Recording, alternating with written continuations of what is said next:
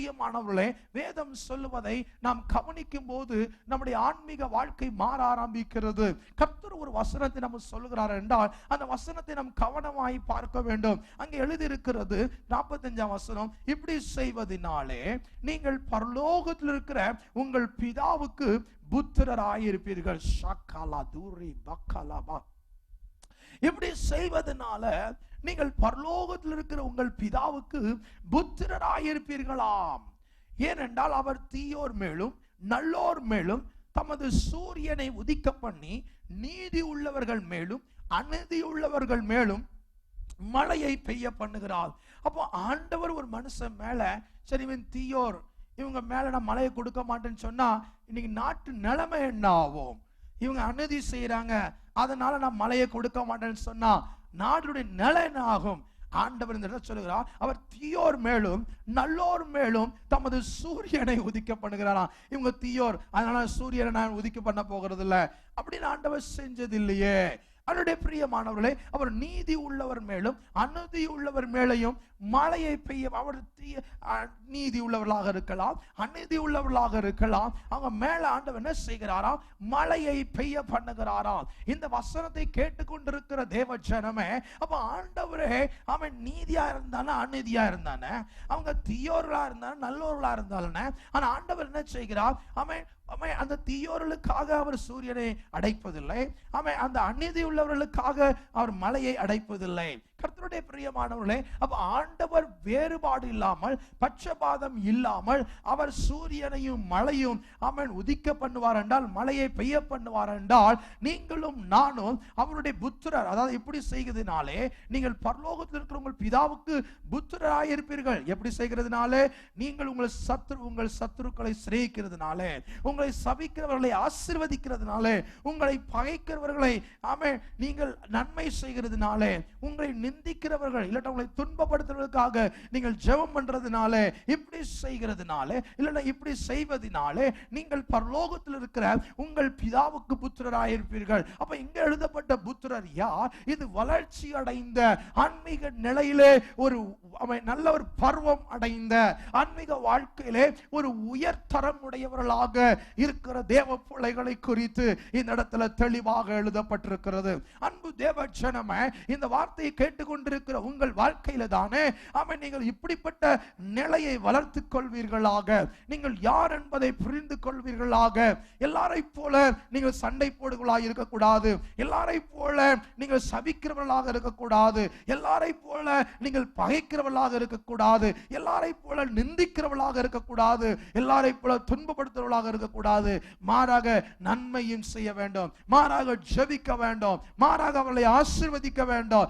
ஏனென்றால் ஒரு உயர்ந்த ஆவிக்குரிய ஆன்மீக வாழ்க்கையில் வாழுகிற தேவ ஜனம் அவர்கள் இந்த மாதிரி எண்ணமுடையவர்களாக இருப்பார்கள், இந்த மாதிரி எண்ணமுடையவர்களாக வாழுவார்கள். அப்ப இங்கே இருக்கிற புத்திரன் இவர் வளர்ச்சி அடைந்த ஒரு புத்திரன், ஒரு வளர்ச்சி அடைந்த ஒரு புதல்வன். ஆன்மீக வாழ்க்கையிலே அவனுடைய பிரியமானவர்களே, அவர்கள் வளர்ச்சி தன்மை அடையும் போது இந்த மாதிரி காரியங்கள் எல்லாம் அவர்களுக்கு சுலபமாக இருக்கும்.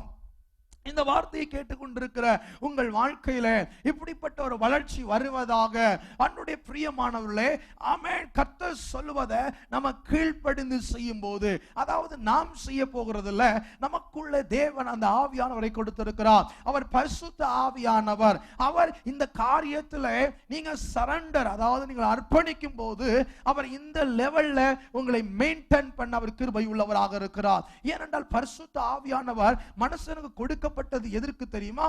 அந்த மனிதன் எதை செய்ய முடியலையோ அதை அவன் செய்யும்படியாக, இல்லட்டா அவனால கூடாத காரியத்தை அவனால எது முடியலையோ அதை முடிய பண்ணுகிறவர் தான் ஆவியானவர். ஏனென்றால் ஆவியானவர் கொடுக்கப்பட்ட நோக்கம் என்ன?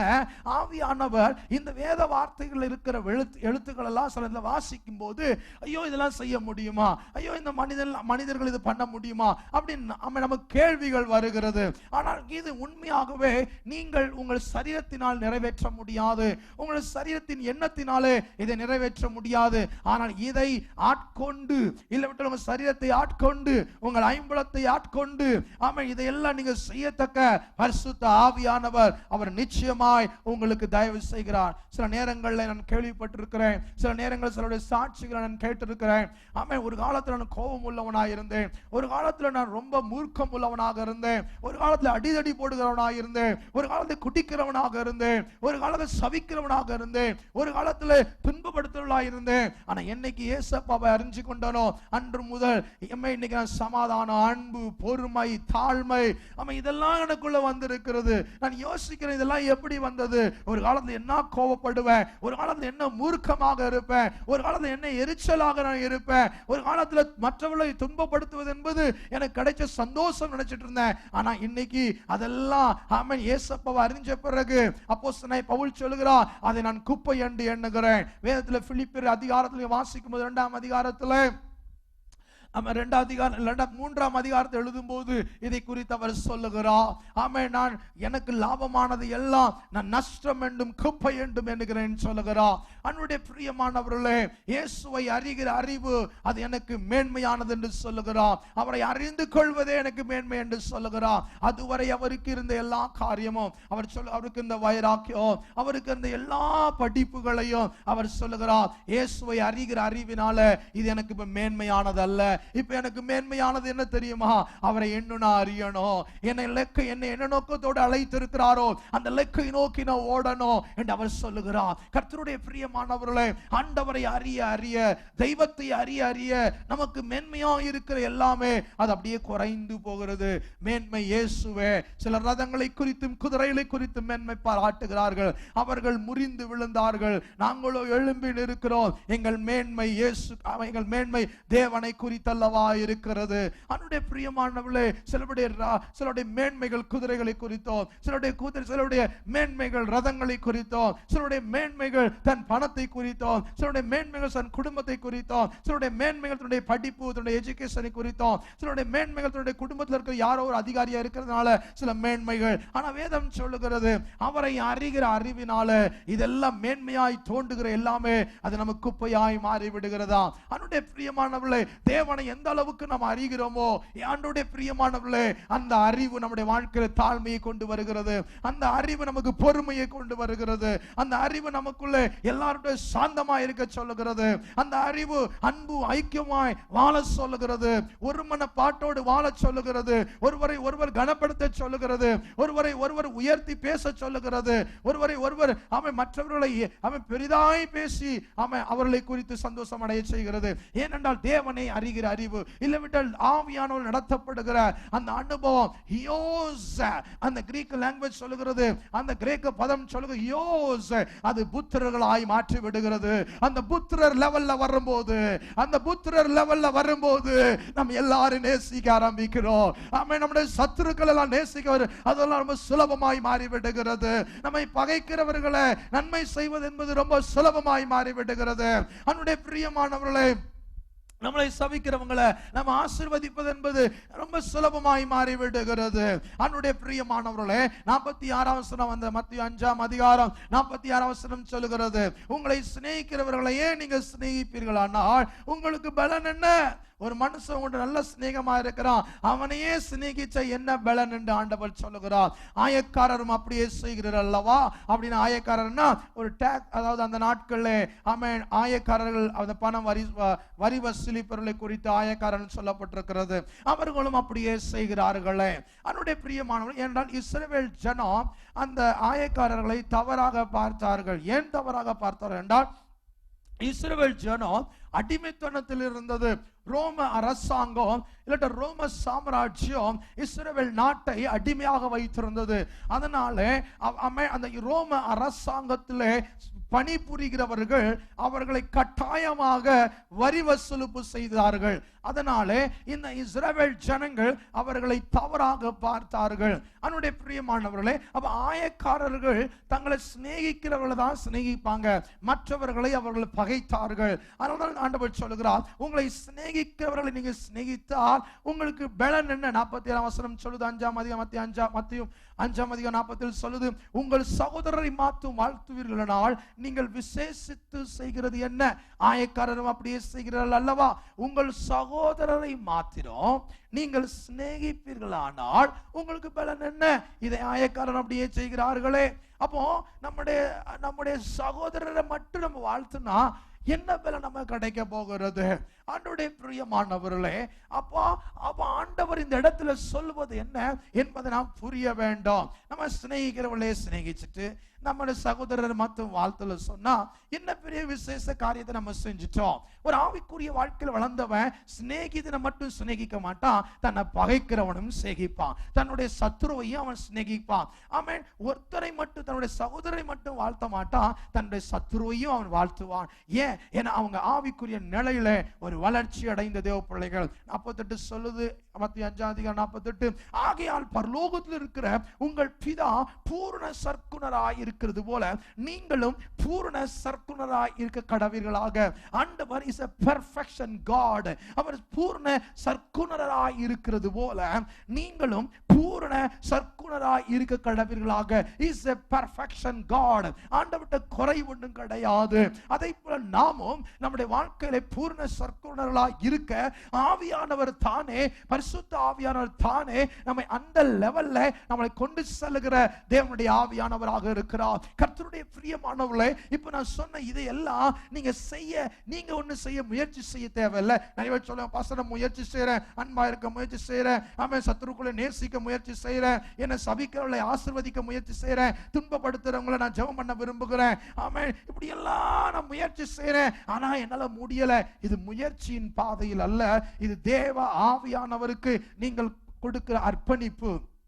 உங்களை நீங்கள் எந்த அளவுக்கு சரண்டர் பண்றீங்களோ, உங்களை எந்த அளவுக்கு நீங்கள் அர்ப்பணிக்கிறீர்களோ, அந்த அளவுக்கு அந்த ஆவியான பரிசுத்த ஆவியானவர் தானே உங்களை இந்த பாதையிலே அவர் நடத்துகிற வல்லவராக இருக்கிறார். கர்த்தருடைய பிரியமானவர்களே, பரிசுத்த ஆவியானவர் இந்த பாதையில் நடத்துகிறவராக இருக்கிறார். கலாத்தியருக்கு எழுதும்போது, கலாத்தியர் நிருபத்திற்கு அப்போஸ்தலனாகிய பவுல் எழுதும்போது, ஆமென், தேவனுடைய ஆவியானவர் இதை குறித்து வலியுறுத்துவதை குறித்து நாம் பார்க்கிறோம். கலாத்தியருக்கு நிருபம் 5ஆம் அதிகாரம் 22ஆம் வசனம் சொல்லுகிறது. The Galatians chapter 5 verse 22.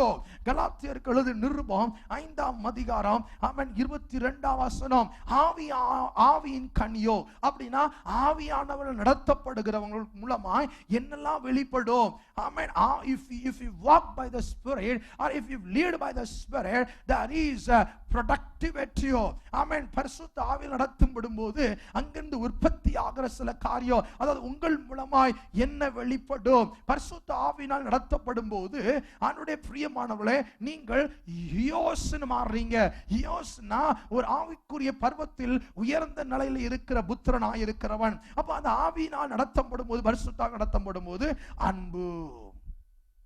அப்ப இந்த அன்பு என்பது இதை அகாப்பே அன்பு என்று சொல்லுவார்கள். அகாப்பே அன்பு என்றால் மனுஷனுடைய அன்பு நிபந்தனைக்கு உட்பட்ட அன்பு. The man's love is a condition and terms applied. ஆமென். அவனுடைய நிபந்தனைகளுக்கு உட்பட்ட அன்பாக இருக்கிறது. உதாரணமாக ஒரு தாய் தகப்பன், ஒரு பெற்றோர் தன் பிள்ளையை நேசிப்பது என்பது ஒரு குறிப்பிட்ட எல்லை வரை தான் நேசிக்க முடியும். உதாரணமா அவன் ஊதாரியாக இருந்துட்டே இருக்கிறான், ஒண்ணுமே வேலை செய்யல, அவன் நல்லா படிச்சிருக்கிறான், ஒண்ணுமே செய்யல, 2 வருஷம் 5 வருஷம் 10 வருஷம் பார்த்துருப்பாங்க, அதன் பிறகு அவனை குறிச்ச வெறுப்பு தான் உண்டாகும். அவனுடைய பிரியமான, ஏன்னா அவனுக்கு மேல அவங்களால அன்பு செலுத்த முடியாது. கர்த்தருடைய பிரியமானவர்களே, அவன் எவ்வளவுதான் நீங்க நெருங்கிய நண்பர்களாக இருந்தாலும், நீங்க அவங்கள்ட்ட கடன் வாங்கியிருந்தா அந்த கடன் ஒரு 2 வருஷத்துக்குள்ள நீங்க செலுத்தி முடிக்க வேண்டிய கடத்தை நீங்க செலுத்தலாம் நினைச்சிருங்களேன், ஆமென், அந்த நண்பன் கூட உங்க சத்ருவா மாறிடுவான். ஏன்னா அது கண்டிஷன், ஒரு நிபந்தனைக்கு உட்பட்ட அன்பு. அவனுக்கு பணம் திருப்பி கொடுக்கட்டா அந்த அன்பு சத்துருக்களாய் மாறிவிடும். அதனால எழுதியிருக்கிறது, ஆவியின் கனியோ அன்பு, சந்தோஷம், சமாதானம், நீடிய பொறுமை, தயவு, நற்குணம், விசுவாசம், சாந்தம், இச்சை அடக்கம், இப்படிப்பட்டவர்களுக்கு விரோதமான பிரமாணம் ஒன்றுமே இல்லை. பாருங்கள், ஆவியினால், பரிசுத்த ஆவியினால், கலாத்தியர் 5ஆம் அதிகாரம் 22ஆம் வசனம் கவனத்தில் கொள்ள வேண்டும். அவன் கலாத்தியர் 5ஆம் அதிகாரம் 22ஆம் வசனம், ஆவி அன்பு, சந்தோஷம், சமாதானம், நீடிய பொறுமை, தயவு, நற்குணம், விசுவாசம், சாந்தம், இச்சை அடக்கம், இப்படிப்பட்டவர்களுக்கு விரோதமான பிரமாணம் உண்டு. அப்ப இதை கொடுக்கிறதை யாருன்னா பரிசுத்த ஆவியானுடைய fruit, the fruit of the spirit என்று சொல்லுவார்கள். ஆவியின் கனியோ. கர்த்தருடைய பிரியமானவர்களே, இதை உற்பத்தி செய்கிறதே ஆவியானவர். ஏனென்றால் இது கடவுளுடைய ஆவி, இது பரிசுத்த ஆவியானவர். நீங்கள் எந்த அளவுக்கு சமர்ப்பணம் பண்ணுகிறீர்களோ ஆவியானவர் உங்கள் மூலமாக அந்த அன்பு, சந்தோஷம், சமாதானம், நீடிய பொறுமை, தயவு, நற்குணம், விசுவாசம், சாந்தம், இச்சை அடக்கம், இதெல்லாம் உங்களுக்குள்ள தந்துருவாரு. இதெல்லாம் உங்கள் மூலமாய் வெளிப்பட ஆரம்பிக்கும். எல்லாரும் ஆச்சரியத்தோடு பார்ப்பாங்க. ஒரு காலத்துல என்ன கோபப்படுவாங்க, ஒரு காலத்துல என்ன மூர்க்கமாக இருந்தாங்க, ஒரு காலத்துல என்ன துஷ்டனாக இருந்தான், அப்படியெல்லாம் உங்களை குறித்து பேச ஆரம்பிப்பாங்க. இன்னைக்கு பாரு எந்த அளவுக்கு அன்பாக இருக்கிறார்கள், பாருங்க எந்த அளவுக்கு சமாதானமாக இருக்கிறார்கள், பாருங்கள் எந்த அளவுக்கு சந்தோஷமாக இருக்கிறார்கள். ஒரு காலத்துல கோபத்தோடு இருந்தவங்க, ஒரு காலத்துல சண்டை போட்டு கொண்டிருந்தவங்க, இன்னைக்கு சந்தோஷம், நீடிய பொறுமை, தயவு, நற்குணம், விசுவாசம், சாந்தம், இச்சை அடக்கம், பாருங்கள் எந்த அளவுக்கு வாழ்க்கை மாறி இருக்கிறது. ஏன் தெரியுமா? இதை மாற்றுகிறது பரிசுத்த ஆவியானவர். பரிசுத்த ஆவியானவர். அப்போ இதை நீங்க செய்ய செய்ய அவருடைய பிரியமானவர்களே, நீங்கள் ஜெபிக்க கூட தேவையில்லை. உங்கள் வாழ்க்கையில நீங்க கேட்பதற்கு முன்பாகவே தேவனுடைய ஆவியானவர் பதிலை தந்து விடுகிறார். ஆமென். நீங்கள் இதை செய்ய செய்ய நீங்க சாந்தமாய் இருக்க, நீங்கள் மன்னிப்பு கொடுக்க, நீ மற்ற ஜனங்களை மன்னிக்கும் போது அவங்க சாபத்தை கொடுக்கும், நீங்க ஆசீர்வாதம் செய்யும் போது, அவங்களை துன்பப்படுத்தும் போது, அவங்களுக்கு நீங்க நன்மை செய்வது, அவன் இப்படி எல்லாம் நீங்க செய்ய செய்ய செய்ய அவன் உங்க மேல பொறாமைப்படுறாங்களா, மாறாக நீங்க அவங்களுக்கு நன்மை செய்யும் போது, உங்களுக்கு விரோதமாக செயல்படுறாங்களா, நீங்க அவங்களுக்கு நன்மை செய்யும் போது, கர்த்தருடைய பிரியமானவர்களே, இந்த காரியத்தை நீங்க செய்ய செய்ய என்ன நடக்கும் தெரியுமா? உங்களுடைய ஆவிக்குரிய லெவல் இன்னும் மாற ஆரம்பிக்கிறது. ஆமென். நீங்க எந்த அளவுக்கு ஆவியானவரை விட்டு கொடுக்கீங்களோ, எந்த அளவுக்கு உங்களை அர்ப்பணிக்கிறீங்களோ, எந்த அளவுக்கு நீங்க சமர்ப்பணம் பண்றீங்களோ, அந்த அளவுக்கு ஆவியானவர் உங்களை எடுத்து பயன்படுத்த ஆரம்பிக்கிறார். ஆவியானவர் உங்களை கொண்டு செயலாற்ற விரும்புகிறார். ஆவியானவர் பெரிய மாற்றத்தை உங்கள் மூலமாய் கொண்டு வர விரும்புகிறார். கர்த்தருடைய பிரியமானவர்களே, எங்கு பார்த்தாலும் இன்னைக்கு விட்டு கொடுக்கிற மனப்பான்மை இல்லை. எங்கு பார்த்தாலும் கொடுமைகளும் பாவங்களும் சாபங்கள் நிறைந்து போயிருக்கிறது. ஒருவருக்கு ஒருவர் விட்டு கொடுக்கிற மனப்பான்மை இல்லை. எல்லாரும் பிடிவாதங்களும் பொறாமைகளும் எரிச்சல்களும். கர்த்தருடைய பிரியமானவர்களே, ஆனா இவர்கள் மத்தியிலே கர்த்தருடைய ஆவியானவர், நீங்க கர்த்தருடைய ஆவியானவருக்கு அர்ப்பணிக்கும் போது அவர் உங்களை எடுத்து பயன்படுத்த ஆரம்பிப்பார். உங்களை பார்க்கிற ஜனங்கள் அவர்களும் ஆமென் இப்படிப்பட்ட ஒரு அன்பு எனக்கு வேணும்னு ஏங்குவார்கள். அவர்களுக்கு தெய்வீக அன்பு அவர்களுக்கு கடந்து வரும், தெய்வீக ஆசீர்வாதம் கடந்து வரும். அவங்க எந்த விஷயத்தை தோல்வி அடைந்திருக்கிறார்களோ அந்த விஷயத்துல கர்த்தர் அவர்களுக்கு அவன் உதவி செய்து அவனை நிறுத்த வல்லவராக இருக்கிறார். ஆமென். ஆவிக்குரிய லெவல்ல அவன் வளர்ச்சி என்பது ஆமென் நீங்கள் புரிய வேண்டும். ஆவிக்குரிய வாழ்க்கையில வளர்ச்சி அடைய வேண்டும். 10 வருஷத்துக்கு பின்பாக எப்படி இருந்தீங்களோ அப்படியே 10 வருஷம் கழிச்ச பூரா அப்படி இருக்கிறீங்கன்னா உங்க ஆவிக்குரிய வாழ்க்கையில வளர்ச்சி அடையவில்லை என்று அர்த்தம். ஆவிக்குரிய வாழ்க்கை ஆமென் மாதம் வருஷம் மாறிக்கொண்டே இருக்க வேண்டும். எப்படி உங்கள் சரீரம் வருஷம் மாறிக்கொண்டிருக்கிறதோ அதே போல உங்களுடைய ஆவிக்குரிய லெவல், ஆவிக்குரிய நிலை மாற வேண்டும் தேவ ஜனமே. அப்படி நிலையில வரும்போதுதான் ஆமென் டிஸ்பஹாலா கோரபோ ஷதீனமா ஓ லஹஸ்மா ஆமென். மத்தேயு 5ஆம் அதிகாரம் 9 சொல்லுகிறது பாருங்கள். மத்தேயு 5ஆம் அதிகாரம் 9ஆம் வசனம். இப்படி ஆண்டவருடைய பிரியமானவர்களே, ஆண்டவருடைய வார்த்தையை வாசிக்க வாசிக்க எவ்வளவு பெரிய சந்தோஷம் நமக்கு உண்டாக ஆரம்பிக்கிறது. ஏனென்றால் கர்த்தருடைய ஆவியானவருக்கு நாம் அர்ப்பணிக்க வேண்டிய ஒரு காலகட்டத்துக்குள் வந்திருக்கிறோம். பரிசுத்த ஆவியானவருக்கு நாம் அர்ப்பணிக்கும் போது அவர் நம்மை எடுத்து பயன்படுத்த வல்லவராக இருக்கிறார். இதெல்லாம் நீங்கள் உங்க சுய பலத்தினால, உங்க சரீர ஞானத்தினால, சரீர அறிவினால இதை செய்ய முடியாது. இதை தேவனுடைய ஆவியானவர் தானே உங்களை கட்டுப்படுத்த பயன்படுத்தி உங்களை அந்த பாதையிலே கொண்டு செல்ல அவர் வல்லவராக இருக்கிறார். அவர் உங்களை புத்திரர் லெவல்ல மட்டுமல்ல, இன்னும் அநேக லெவல்ல கொண்டு போக விரும்புகிறார். அவருடைய பிரியமானவர்களே, இந்த மத்திய 5ஆம் அதிகாரம் 9 சமாதானம் பண்ணுகிறவர்கள் பாக்கியவான்கள், அவர்கள் தேவனுடைய புத்திரர் என்று எண்ணப்படுவார்கள். மீண்டும் வாசிக்கிற மத்திய 5ஆம் அதிகாரம் 9ஆம் வசனம், சமாதானம் பண்ணுகிறவர்கள் பாக்கியவான்கள், அவர்கள் தேவனுடைய புத்திரர்கள் எண்ணப்படுவார்கள். ஒருவர் சண்டை போட்டு இருக்கிறாங்க, ஆமென். அவர்கள் மத்தியில் சமாதானத்தை கொண்டு வர வேண்டும், மாறாக இன்னும் தூண்டி விடக்கூடாது. சில குடும்பங்களை பார்க்கிறோம், சில ஏரியாக்களை பார்க்கிறோம், தூண்டி விடுகிறதான 1000 ஜனங்கள் இருக்கிறார்கள்.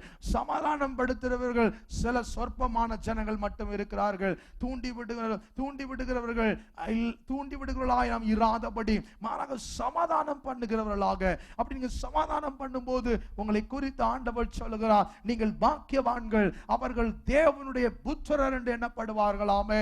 உங்களை தேவன் புத்திரர் என்று எண்ணுகிறார். அப்ப ஒரு புத்திரர் என்பது புரியுங்க, புத்திரர் அவர்கள் வளர்ந்திருக்கிற ஆன்மீக வாழ்க்கையில் வளர்ந்திருக்கிறவர்களை ஆண்டவர் சொல்லுகிறார், இந்த மாதிரி காரியங்களை செய்கிறவங்க, ஆமென், அவர்கள் பாக்கியவான்கள் மட்டுமல்ல, அவர்கள் தேவனுடைய புத்திரர்கள் என்று எண்ணப்படுகிறார்கள். ஆவிக்குரிய வாழ்க்கையிலே நாம் புத்திரர்களாக ஒரு வளர்ச்சி அடைந்த ஒரு நிலைமையில நாம் இருக்கும்போது மற்றவர்கள் நாம் தூண்டிவிட மாட்டோம், மற்றவர்களை தூண்டிவிட்டு நாம் சந்தோஷப்பட மாட்டோம். அன்பு தேவ ஜனமே, சில இடங்களில் பார்க்கிறோம், தூண்டிவிட்டு வெட்டு கொலைகள் நடந்து கொண்டிருக்கிறது. தூண்டி விடுகிறவர்களாக இருக்கக்கூடாது. அப்படி இருப்போம் என்றால் அவர்கள் தேவனுடைய புத்திரர் என்று எண்ணப்பட மாட்டார்கள். சமாதானம் பண்ணுகிறவர்கள் பாக்கியவான்கள், அவர்கள் தேவனுடைய புத்திரர் என்று எண்ணப்படுவார்கள். குடும்பத்தில் பிரச்சனையா? சில நேரத்தில் பார்க்கிறோம், ஆமென், மருமகள் இடையே பிரச்சனை, மருமகனுக்கும் மகளுக்கு இடையே பிரச்சனை, மகளுக்கும் மருமகனுக்கு இடையே பிரச்சனை, மகனுக்கும் மருமகளுக்கு இடையே பிரச்சனை. அப்ப சில நேரங்களில் பார்த்தீங்கன்னா சில வீட்டில் தன்னுடைய மகள் வீட்டுக்கு வந்துட்டான்னா அந்த வீட்டில் வச்சு 2 வார்த்தை நல்லா சொல்லி ஆலோசனை கொடுத்து, மகள் அப்படி அல்ல, சில பிரச்சனைகள் வரதான் செய்யும், சமாளிச்சு இருக்கணும் அப்படின்னு சொல்லி சில பெரியவங்க ஆலோசனை கொடுத்து மீண்டும் அனுப்பி விட்டுருவாங்க. அவங்க சந்தோஷமாய் வாழ்வது உண்டு. ஆனா சில குடும்பங்களை பார்த்தீங்கன்னா மகா வந்துட்டான்னா இன்னும் நல்லா தூண்டி விடுறது. சோ அதை தூண்டி விடுறதுனால நாளைக்கு அது பிரச்சனை யாருக்கு தெரியுமா? உங்க மகளுக்கு தான் பிரச்சனை. ஏனென்றால் சின்ன ஒரு காரியத்தினால, அவன் ஒரு கருத்து வேறுபாடுனால அவங்க 2 பேருக்குள்ள சில ஏதோ சத்தம் போட்டாங்க, ஏதோ நடந்துச்சு. அப்ப பெரியோர்களாகிய சில பேர் அதை புரிந்து கொள்ளாமல் தூண்டி விடுவது உண்டு. சரி, நீங்க இரு பாப்போம், என்ன நடக்குன்னு பாப்போம். இல்ல அன்னுடைய பிரியமானவர்களே, ஆமே, உங்கள் மகளுக்கு நீங்க சொல்ல வேண்டிய ஆலோசனை கொடுக்கணும். என்ன காரணத்துக்கு சண்டை வந்துச்சு? என்னைக்காவது உங்களை அடிச்சாரா? என்னைக்காவது மருமகனை தொட்டு அடிச்சாரா? இல்ல.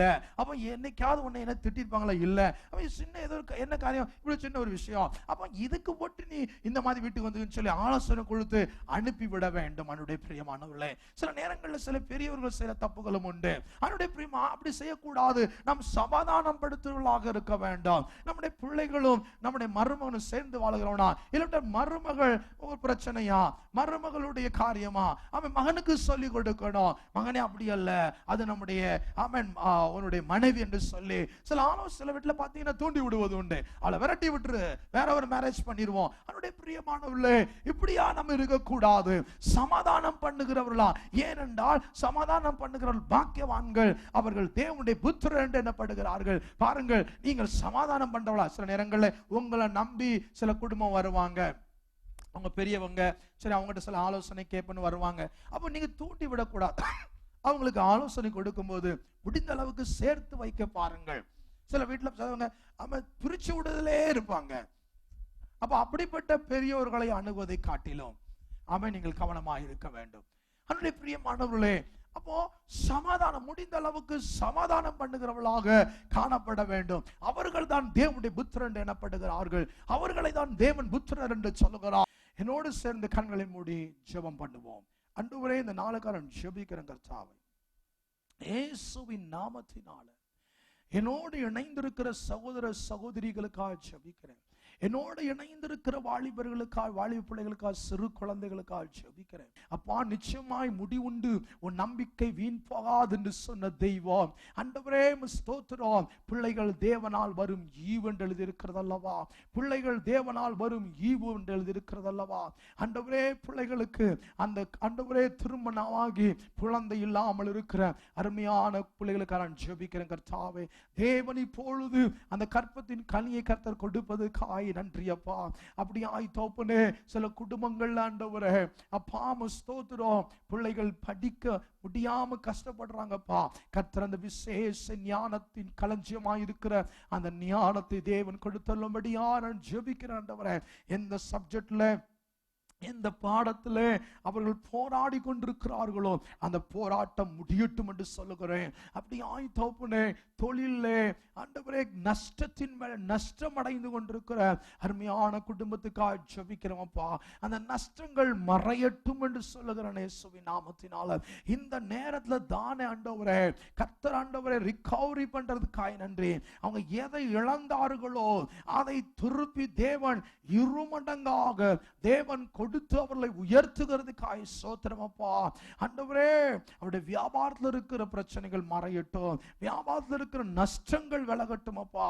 லாப ஈடுகள் உண்டாகும்படியா ஜெபிக்கிறேன். நீ துன்பத்தை கண்ட வருஷங்களுக்கு சரியாய் உன்னை மன மகிழ்ச்சியாக்குவேன் என்று சொன்ன தெய்வம் அவர்களை மன மகிழ்ச்சியாக்கும்படியா ஜெபிக்கிறோம் அப்பா. அப்படியாய் திருமணமாயி ஆண்டவரே வாழ்க்கையில நிம்மதி இல்லாமல் இருக்கிற, காரணம் இல்லாமல் சண்டை சச்சரவுகள், கணவருக்கு மனைவிக்கு இடையே வருகிற அந்த பிரச்சனைகளை பல ஆண்டுகளாய் இருக்கிற அந்த பிரச்சனைகள் மறைந்து போகும்படியா ஜெபிக்கிறேன். தூண்டி விடுகிற கிரியைகள் அழிக்கப்படட்டும் அப்பா. ஒருவருக்கு ஒருவர் நேசம் இல்லாமல், ஒருவருக்கு ஒரு பாசம் இல்லாமல் வாழ்ந்து கொண்டிருக்கிற இந்த நிலை மறையும்படியா ஜெபிக்கிறோம் அப்பா. பிள்ளைகள் ஆண்டவரே பெற்றோர் கீழ்ப்படியாமல் இருக்கிற நிலைகள் மறையட்டும் அப்பா. பிள்ளைகள் பெற்றோரை கனப்படுத்தட்டும் அப்பா. முதலாவது தெய்வத்தை கனப்படுத்துவார்களாக ராஜா. அல்பரா சுக்கரா சூலி அந்தரா இயேசுவின் நாமத்தை நான் சொல்லிக் கொண்டிருக்கிற நேரத்தில் தானே ஆண்டவரே பிள்ளைகள் பெற்றோரை கனப்படுத்தட்டும். அதே நேரத்தில் பெற்றோர்கள் பிள்ளையை கனப்படுத்தட்டும். பிள்ளைகள் வேலைக்கு செல்லட்டும். படித்திருக்கிறார்கள், வேலை இல்லாமல் இருக்கிற வேலையில்லா திண்டாட்டம் மறையட்டும் அப்பா.